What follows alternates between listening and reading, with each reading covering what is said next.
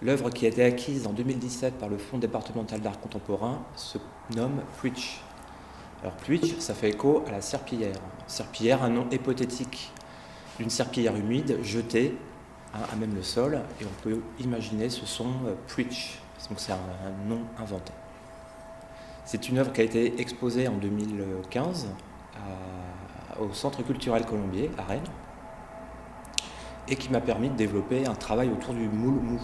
Donc, traditionnellement, le moule se doit d'être rigide, ou s'il ne l'est pas, doit comporter une coque, une chape qui permet au moule souple de rester en position pour pouvoir reproduire une forme. Moi, mon travail consiste à jouer un peu d'une forme d'hérésie du moulage en travaillant avec les qualités plastiques du moule mou. Donc, par un jeu de suspension, on accroche un textile que je manipule, je couds pour en faire des poches. Parce qu'au bout du compte, mouler, c'est créer une poche, un contenant capable de retenir de la matière.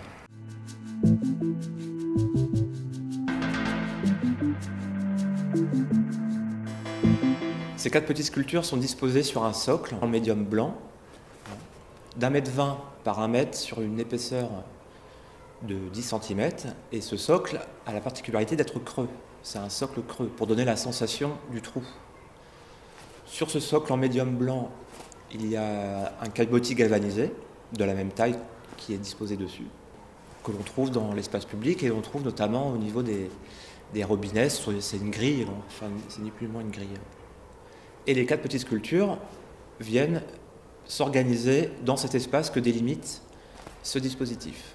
Ce protocole de sculpture fait écho à la technique qui s'appelle le paneggio bagnato, qui a été développée par l'artiste antique Phidias. Alors cette technique consistait à recouvrir le modèle qu'on représente d'un textile humide.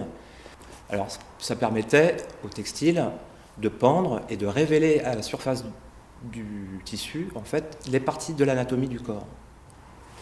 Ce qui permettait aux sculpteurs ensuite de révéler, c'est une tradition, de révéler les membres sous le textile, sous le vêtement. Je suis parti de cette technique-là. Et je me suis dit que ce textile, épousant le corps par contact, comme un matériau épouse le contact du moule, la surface intérieure du moule, lorsqu'on enlève ce textile, il y a un jeu d'arrachement qui s'installe. Donc je me suis imaginé tous ces poils du corps humain qui restaient empreints dans la matière. Donc j'ai rejoué une situation avec une serpillière. Donc je coule mon mélange dans la serpillière, j'attends que ça sèche, et quand je démoule, il y a un jeu d'arrachement en fait du moule et qui dévoile la texture de la sculpture.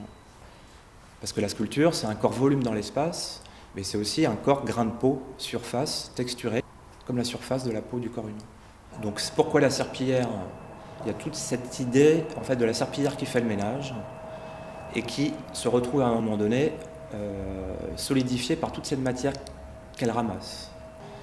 Donc le mélange qui a été réalisé, c'est un mélange mortier standard, donc ciment, sable, et puis des billes de polystyrène. Alors les billes de polystyrène, on les retrouve aussi dans la construction, mais pour réaliser des chapes dites légères. Alors ça remplace le gravier, donc on gagne en poids. Donc moi, pour ces œuvres-là, je les utilise pour des questions graphiques.